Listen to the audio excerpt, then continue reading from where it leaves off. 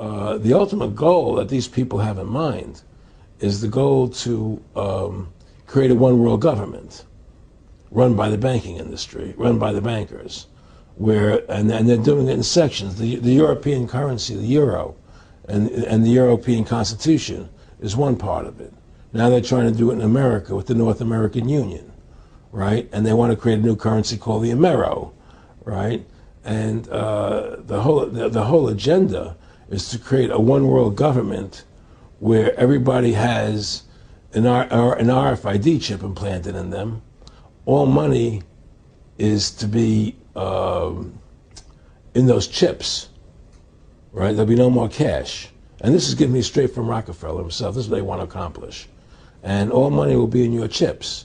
And so instead of having cash, anytime you have money in your chip, they can take out whatever they want to take out whenever they want to. If they say you owe us this much money in taxes, they just deduct it out of your chip digitally. Total control. Total control. And if you're like me or you, and you're protesting what they're doing, they can just turn off your chip. And you have nothing. You can't buy food. You can't do anything. It's total control of the people. And that chip's connected to a database that has your purchasing records, what you do, what everything, you sell. Everything is in there, you know? And so they want a one world government controlled by them, everybody being chipped, all your money in those chips, and they control the chips, and they control people. And you become a slave. You become a serf to these people. That's their goal. That's their intentions. Eric, can you be specific about when you met Rockefeller, how it happened in these discussions?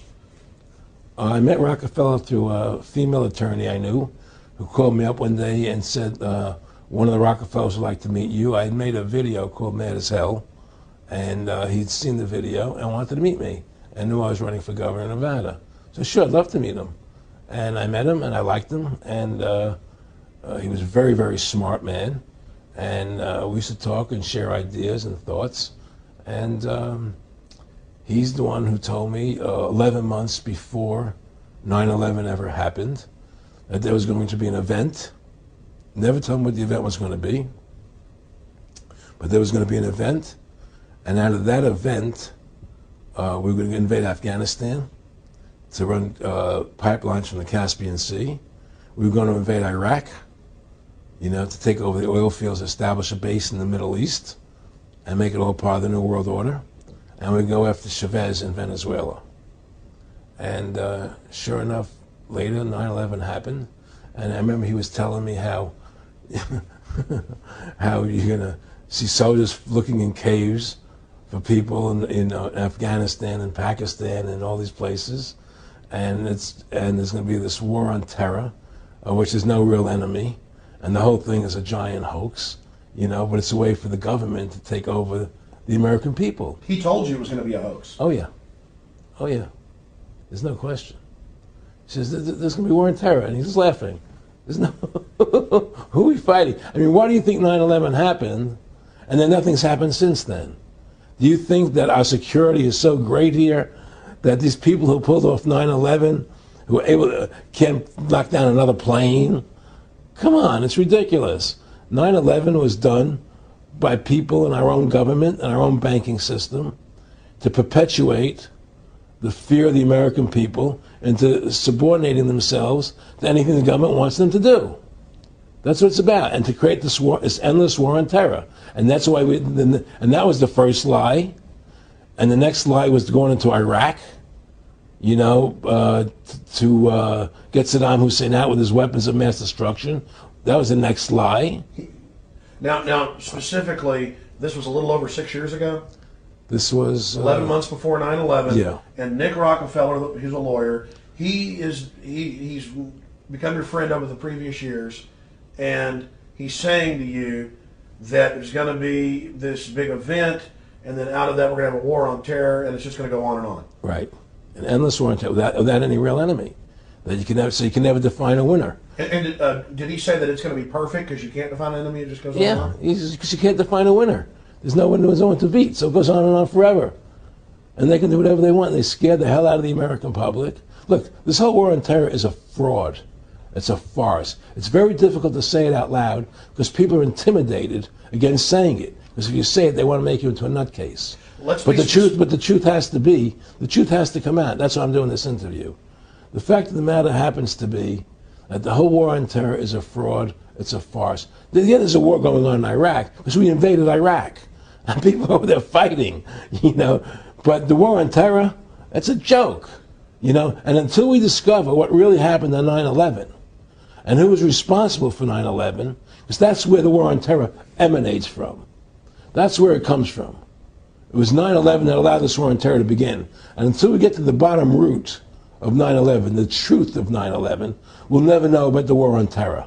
Aaron, you said that he was, and I think it's important, and I know this about the Rockefellers from Dr. Dennis Cuddy and many others who literally, you'll be 20 years old in a lunch line at college, and no, there's David Rockefeller. And they're experts at recruiting and getting what they call players, and that clearly he was, I want to make it specific and just get you to reiterate what you said last night about you got 30% of the vote, you were having an effect, you made mad as hell, they knew that you'd started the Constitution Party, they knew that you were somebody who was taking action and getting things done, you'd already made some big films, had a lot of other successes, right. So they were trying to recruit you, and didn't it come down to the point of, hey, we are here to recruit you, and don't worry, your chip's going to say, don't mess with us, you know, this guy's don't touch. Yeah, yes, that did happen. I was definitely being recruited, but it's more subtle than that. Well, in your words, just go through the process, and then what he said. Well, what it is remember we were friends, and we used to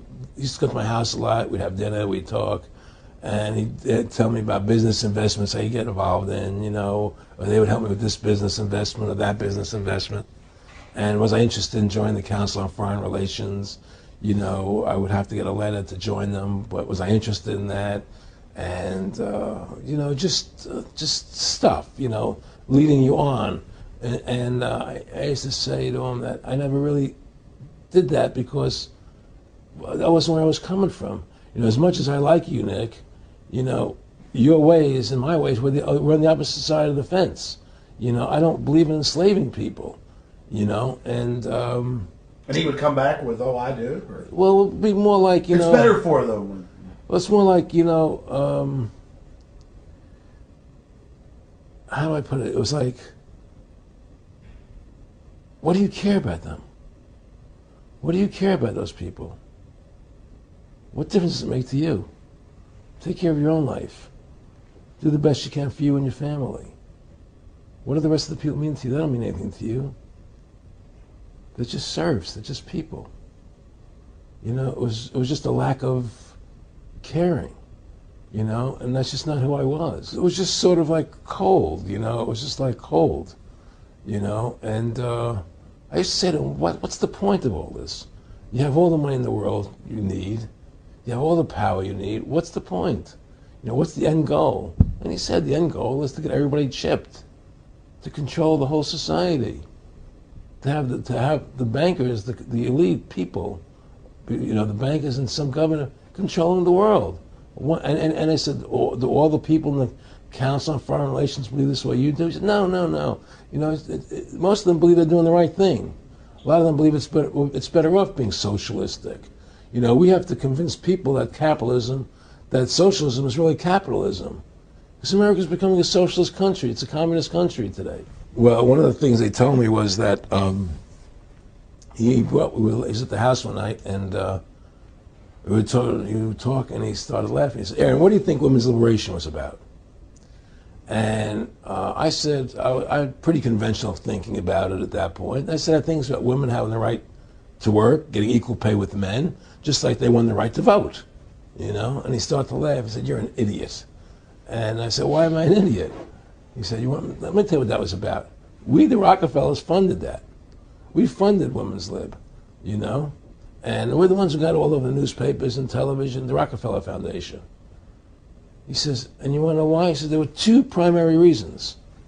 And one reason was we couldn't tax half the population before women's lib. And the second reason was, now we get the kids in school at an early age. We can indoctrinate the kids how to think. It breaks up their family. The kids start looking at the state as the family, as the school, as the officials, as their family, not as the parents teaching them. And so those are the two primary reasons for women's lib, which I thought up to that point was a noble thing. You know, when I saw their intentions behind it, where they were coming from when they created it, the thought of it, I saw the evil behind what I thought was a noble adventure.